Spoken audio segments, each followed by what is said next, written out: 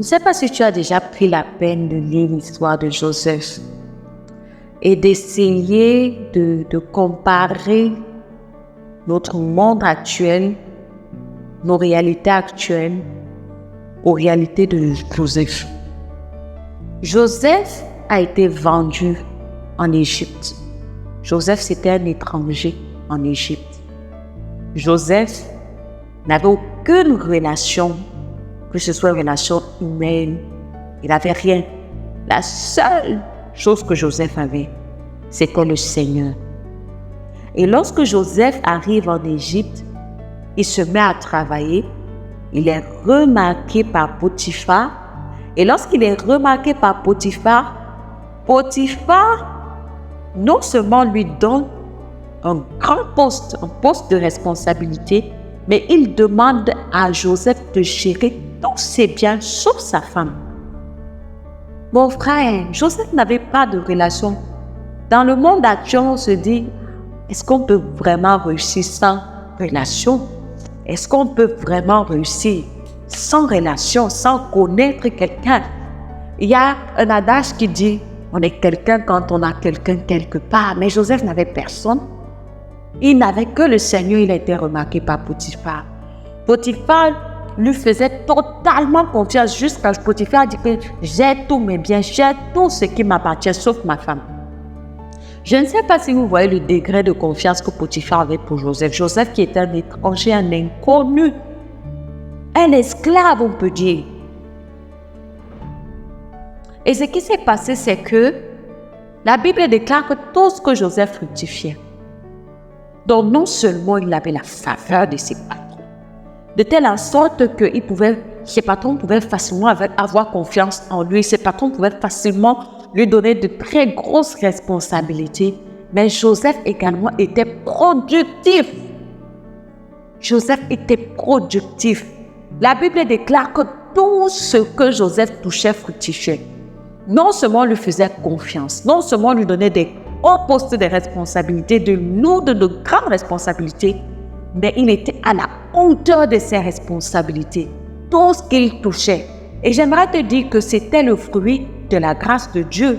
Parce qu'on ne voit nulle part où on a dit que Joseph a reçu une quelconque formation, il a reçu des cours de leadership, des cours de management, gestion de ceci. Non.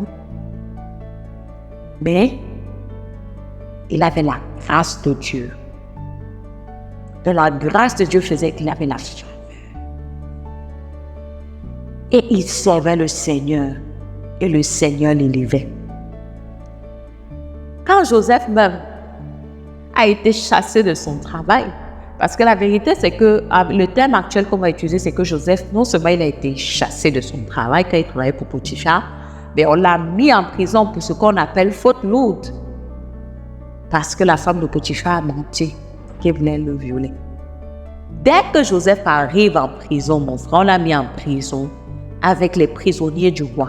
Dès qu'il arrive en prison, la Bible déclare que il a trouvé grâce aux yeux du chef de la prison, de telle sorte que le chef de la prison a demandé à Joseph de gérer les autres prisonniers.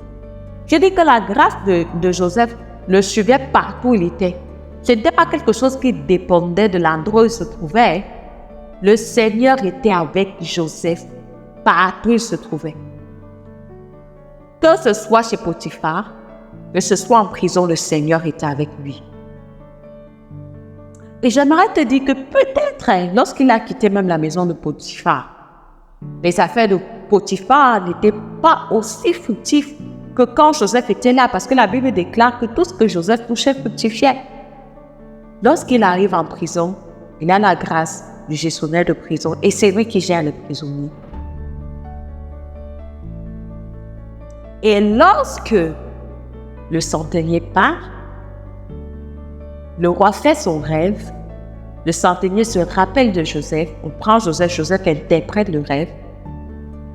Joseph devient le bras droit du roi et c'est Joseph qui gère maintenant toute l'Égypte. Waouh! Joseph, qui était Joseph? Joseph n'était qu'un étranger. Le fils de Jacob, vendu en esclave en Égypte. Mais je ne sais pas si vous voyez comment il a fini. Alors, j'aimerais dire à quelqu'un qui pense que dans ce monde actuel, ce n'est pas possible de réussir sans relation. Que si Jésus-Christ est en relation, mon frère, tu as tout. Mon frère, tu as tout pour réussir. Je ne dis pas qu'il ne faut pas faire de formation. Il faut que tu te formes. Il faut que tu partes à l'école. Il faut que tu recherches le travail. Il faut que tu te donnes à ton travail. Mais j'aimerais te dire que, en plus de tout ça, il y a un élément additionnel dans la vie des enfants de Dieu. Moi, personnellement, il y a un élément additionnel. Il y a quelque chose qui va faire que les gens regardent ton évolution, les gens regardent ta vie et qui s'asseyent, s'interrogent, qui se disent même que d'où cette personne est sortie. Comment est-ce qu'elle a fait pour arriver à ce niveau? Qu'est-ce qui va faire la différence? C'est le Seigneur Jésus. Est-ce que Jésus marche avec toi? Dans ce que tu fais, est-ce que Jésus marche avec toi? Et j'aimerais te dire, mon frère, en plus d'aller à l'école, en plus de te former, en plus de rechercher un emploi, en plus d'être dédié, en plus d'être totalement engagé, tu as besoin de la grâce de Jésus. Tu as besoin de ça. Parce que la grâce de Dieu fait que tout ce que tu touches fructifie. La grâce de Dieu fait que les gens ne comprennent pas pourquoi, mais tu as la grâce, tu as la faveur des hommes. On te confie des grosses responsabilités que les gens ne comprennent pas. Alors mon frère, j'aimerais te dire que si tu veux faire la différence, alors tu as besoin, comme Joseph, de marcher avec le Seigneur. Ne dis plus jamais que tu es seul, que tu n'as pas de relation. Mon frère, Jésus est la plus haute relation. Si Jésus-Christ est capable de faire qu'un roi perde le sommeil jusqu'à résoudre le problème de son enfant, qu'est-ce qu'il ne peut pas faire?